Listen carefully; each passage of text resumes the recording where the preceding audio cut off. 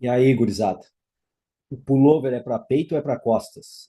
Que veio um monte de gente aí me perguntar se o pullover pega mais peito, pega mais costas. João, eu coloco no treino de costas, treino de peito. Tá aí o pullover na tela, tu coloca em qual treino do teu parcelamento? Vamos discutir isso agora, tá? Vamos dar uma analisada boa. Galera, olha só, saiu um estudo há alguns anos atrás do professor Paulo Marchetti do Shida, mostrando que a participação eletromiográfica do peitoral maior supera o latíssimo do dorso em torno de 10 vezes. Pô, é coisa pra caramba. A favor do peitoral maior. Eu fiquei um pouco assim, estranhei um pouco essa informação, mas estava lá no estudo, muito bem conduzido metodologicamente.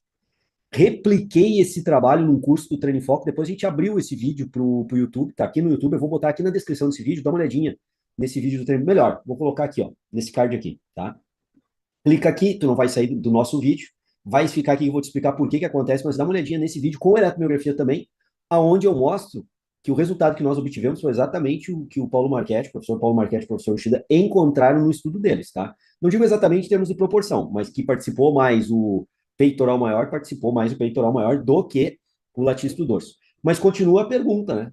Tanto o trabalho, artigo científico publicado, quanto o nosso trabalho com eletromiografia feito num curso disponibilizado aqui no YouTube, mostram que o peitoral maior ativa mais do que o latíssimo do dorso. A pergunta, que não quer calar, é por quê? Então, assim, no meu entendimento, o exercício de pullover, ele é um exercício para peito.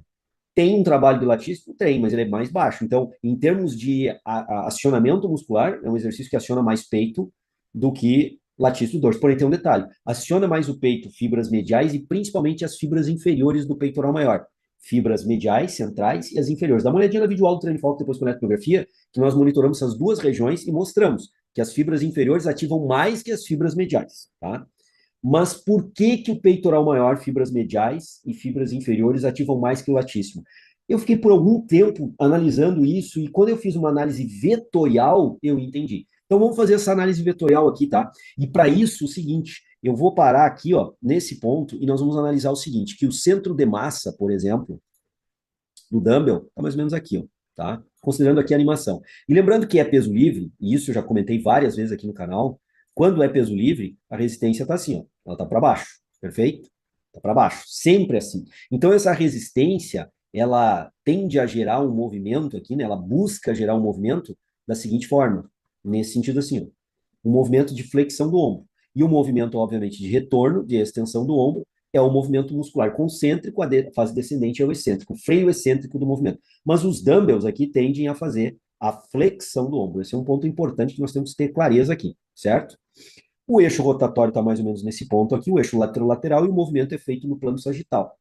Isso é uma base cinesiológica bem básica, né? Uma base bem básica, ficou redundante, engraçado e equivocado do ponto de vista do português, mas é isso aí. Nesse link que eu estou te passando aqui, tem videoaulas aqui do canal discutindo bastante essas questões biomecânicas, braço de momento e tal. Tu vais encontrar várias videoaulas analisando vários exercícios que vão te ajudar a interpretar o que eu vou falar aqui.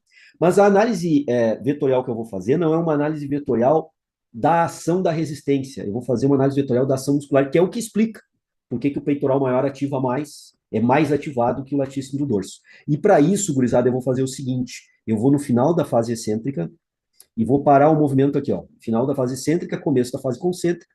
Vou limpar a tela para não nos atrapalhar. Vou colocar novamente aqui o eixo lateral. Então, vou botar numa outra cor aqui para poder ficar mais claro isso, né? Mais destacado. Agora sim, ó. O eixo lateral, que é o do movimento, tá? E agora, o que que eu quero mostrar e vou demonstrar aqui para vocês? Eu vou colocar o vetor de tração do peitoral maior. O vetor de tração do peitoral maior é esse aqui, ó, seguindo as suas fibras, principalmente as inferiores mediais aqui, tá? Esse aqui é o vetor de tração, um pouquinho mais inclinado para o lado do outro. Esse é o vetor. E o segmento ósseo, o eixo longitudinal do segmento ósseo, vou colocar agora aqui num verde mais escuro, do úmero, né? O segmento ósseo que vai se movimentar é o úmero aqui, ó. Então aqui está o segmento ósseo do úmero, perfeito? A linha de tração aqui eu vou mudar de cor agora, porque essa aí não ficou legal. Vou botar um vermelho, vamos ver se destaca mais. A linha de tração. Vamos lá de novo, ó, do peitoral maior, tá? Acho que ficou melhor agora, destacou mais, né, galera? Vou colocar aqui de novo, ó, tá? Seguindo o sentido das fibras, partindo do seu ponto de inserção. Quando nós analisamos assim, o que que nós temos que fazer? Aqui é o vetor resultante. Eu tenho que decompor esse vetor resultante em dois componentes vetoriais, um paralelo e outro perpendicular ao segmento ósseo que se move. O segmento ósseo que se move está aqui, é o úmero. Então, eu tenho que achar um componente agora vetorial, desse vetor resultante do peitoral maior, em vermelho, o vetor resultante do peitoral maior, um componente vetorial paralelo e outro perpendicular. Eu vou mudar a cor aqui, vamos ver se um azul claro fica bacana, tá? Então, vamos lá, o perpendicular é isso aqui, ó, perpendicular tem que formar ângulo 90 graus. Então, tá lá, ó. Esse é o componente vetorial perpendicular ao segmento ósseo que se move, que é o húmero. Esse é um componente vetorial. Vou colocando aqui, reforçando, tá? Alinhei com outro vetor, para manter a magnitude, alinhando, né, os vetores. E agora o vetor paralelo ao segmento ósseo que se move, que é aqui, ó, o húmero. Só que ele vem para cá, né, para alinhar com a ponta do vetor lá, ó, paralelo. Vamos lá de novo, colocar dois aqui para ficar bem reforçado, ó. Componente paralelo. Beleza. Agora eu analiso. O que que esse vetor aqui, paralelo, está fazendo no húmero? Ele está tracionando o húmero ao encontro da cavidade glenoide, fazendo uma força de coaptação nesse caso. Uma força de cisalhamento que ajuda a coaptar. Então, é uma força importante para uma articulação que é a articulação mais instável do corpo humano.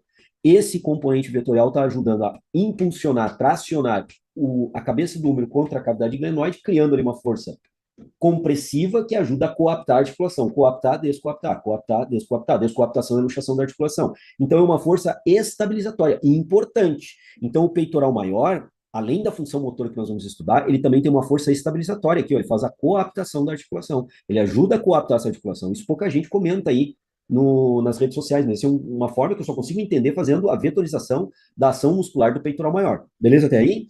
E o que que esse vetor aqui está fazendo, ó? Que fica perpendicular. Esse vetor, gurizada, ele está tracionando o meu húmero que está aqui, tracionando o meu húmero, fazendo esse movimento aqui com o húmero, ó, em direção ao peitoral maior, né? Então, esse vetor que está perpendicular, ele é o vetor do movimento, o vetor de tração, de extensão do ombro, do peitoral maior, fibras mediais e principalmente as inferiores. Dá uma olhadinha no videoaula do treino de foco eletromiografia. Eu vou deixar também na descrição desse vídeo o link não, a descrição do estudo do Marchetti e o Shida, para vocês poderem ler também esse estudo e verem o que eles encontraram nesse trabalho lá. Então, nós temos um componente vetorial que é do peitoral maior forte para fazer a extensão do ombro e um componente vetorial coaptador importante para a articulação. Mas vejo que a magnitude do vetor coaptador, que é dado pelo comprimento do vetor, a força coaptadora é dada pelo comprimento do vetor, ela não é tão grande como a força de tração e extensão. Então, o peitoral maior, boa parte da força dele, uma razoável parte da força dele é usada para estabilizar, coaptar a articulação, mas a maior parte da força dele é usada para movimentar em extensão, fazer um movimento de retorno concêntrico do movimento, ok? Isso é o peitoral maior agindo, e eu posso fazer a análise no final da fase concêntrica também, quando ele para aqui, ó, a mesma coisa. Eu vou limpar a tela, e a mesma coisa nós faríamos. Colocaríamos aqui inicialmente a articulação, certo? Colocamos aqui também o segmento ósseo que se move, né, o eixo, ou a linha longitudinal do húmero, linha longitudinal do húmero, e agora eu coloco a força de tração do peitoral menor. E aí o vetor resultante dele, o vetor resultante está aqui, ó, tracionando para lá. Esse é o vetor que resulta a tração do músculo, por isso resultante. Agora o componente vetorial. Tem um componente vetorial paralelo, pequeno agora aqui, e um componente vetorial perpendicular, que continua bastante grande. Esse componente perpendicular é o componente motor. Então o peitoral maior continua sendo fortemente acionado nessa região. Só que do ponto de vista biomecânico é um ponto de descanso. Dá uma olhada nessas videoaulas que eu apontei antes, para as videoaulas aqui do canal, tu vai ver o que é o ponto de descanso. É quando o braço de momento cai vertiginosamente e o torque gerado de resistência cai consequentemente, vertiginosamente. Então, tu tens um esforço muscular menor. Só que nesse ponto de descanso em cima, a tendência do cotovelo é abrir. Quando o cotovelo abre, o que acontece com o ombro? O cotovelo flexiona, eu estou com peso, eu estou com dumbbell, ele descer, ele vai vir em direção ao meu rosto, essa é a tendência. Flexionando o meu cotovelo e abduzindo transversalmente o ombro. Para que o dumbbell, o peso, o halter não venha em direção ao meu rosto, o que acontece? Eu mantenho o halter afastado, estendendo o cotovelo e aduzindo transversalmente o ombro, no ponto de descanso, para evitar que o peso venha em direção ao meu rosto, nessa posição aqui. Porque lembrando, hein, gurizada? Lembrando, nessa posição, ó, a ação da gravidade tenta levar o peso em direção ao rosto. Então, nessa condição, também o peitoral maior está atuando para evitar que o peso venha em direção ao rosto, porque vai abduzir transversalmente o ombro e vai flexionar o cotovelo. Então, o peitoral está agindo agora aqui, além de fazer a extensão do ombro, mas entrando num ponto de descanso, ele tem agora o trabalho para evitar que esse dumbbell venha em direção ao rosto. Então, o peitoral maior trabalha desde o começo da fase concêntrica até o final, o tempo todo. No final da fase concêntrica, até por um motivo um pouco diferente. Beleza até aí? Tranquilo? Tá? Então, agora o que eu vou mostrar para vocês? Eu vou pegar uma visão melhor aqui. Deixa eu ver se é essa aqui ou essa aqui. Essa aqui, ó. Deixa eu parar aqui. Nós vamos agora analisar, ó, o latíssimo do dorso. O que acontece com o latíssimo do dorso? De novo, ó, fase concêntrica, fase excêntrica no final. fase concêntrica, fase excêntrica no final. Parei no final da fase excêntrica. Vou fazer as mesmas coisas que nós tínhamos feito antes. Então vamos lá, vamos começar aqui com a linha de tração do latíssimo do dorso, tá? Linha de tração do latíssimo do dorso está aqui, ó. Tá tracionando assim, ó. Certo? O tendão do latíssimo do dorso partindo do úmero está tracionando assim. O eixo articular, vamos lá. O eixo articular agora, deixa eu colocar aqui, ó. É o látero-lateral, já tínhamos colocado. A linha longitudinal do segmento ósseo que se move, esse segmento ósseo que se move é o úmero, obviamente, colocado aqui, certo? E a linha de tração, agora eu vou expandir um pouquinho mais essa linha de tração, vou colocar até o ponto aí, aqui assim, então, partindo daqui indo para lá. Perfeito? Isso é do latíssimo. Agora eu acho os componentes vetoriais desse resultante. Aqui a gente vai começar a entender por que o latíssimo não atua tão bem aqui. Olha o componente vetorial paralelo. Eu sempre tenho que achar dois componentes vetoriais, um paralelo e outro perpendicular à peça óssea que se move, ao eixo longitudinal da peça óssea que se move. Esse é o paralelo. Força coaptadora grande, significativa, expressiva e importante, porque é a articulação mais instável do corpo humano. Então, só o manguito rotador não vai dar conta de estabilizar isso aí. Então, vejo que o peitoral maior e o latíssimo do dorso se estabilizam bem. E agora, a força motriz ela é dada pelo componente perpendicular, que é esse pequenininho aqui, ó. O latíssimo do dorso, como ele está muito inclinado, ó, ele está muito inclinado em tração, o componente de tração dele no final da fase excêntrica é muito pequeno. Ele tem mais importância para estabilizar a força produzida pelo latíssimo do dorso. Ela é mais importante para estabilizar do que para tracionar em extensão o ombro no final da fase excêntrica, começo da fase concêntrica, que é essa posição aí, certo? Porque o vetor de tração dele é esse cara aqui, e ele é pequeno. A maior parte da força do latíssimo dorso está sendo usada para estabilizar o ombro. E está tudo certo, precisa disso. Só que lembre que o peitoral maior, fibras mediais e principalmente as inferiores, não é isso. A maior parte do peitoral maior é usado para tracionar o ombro em extensão no final da fase excêntrica, começo da concêntrica, nessa posição aí, tinha mostrado anteriormente. Então, isso já começa a explicar por que o peitoral maior ativa mais que o latíssimo. Pela posição anatômica de tração sobre o úmero, quando eu analiso vetorialmente essas condições, eu começo a verificar que o vetor de tração, que é esse cara aqui, ó, esse cara aqui do latíssimo dorso, ele é pequeno, enquanto que do peitoral maior, ele é bem maior, sendo agora redundante, no peitoral maior é maior, mas é exatamente isso. O vetor de tração é maior, favoravelmente ao peitoral maior, tracionando mais no final, no começo da fase concêntrica, no final da fase excêntrica. Ok? É isso. João, e se eu rodar agora aqui, botar o músculo aqui, ó, no final da concêntrica, por exemplo. Aqui muda de figura, né? Aqui já muda de figura. Deixa eu botar aqui, ó. Vou rodar. Parei, ó, tá? Vou limpar a tela para não confundir. Vou botar os mesmos elementos. Então, primeiro o elemento de tração agora do latíssimo. O latíssimo do dorso está aqui, certo? Ó, botando o vetor, ele não vou botar muito grande, vou botar mais ou menos o tamanho do outro para perceber a ideia. Ó, coloquei aqui.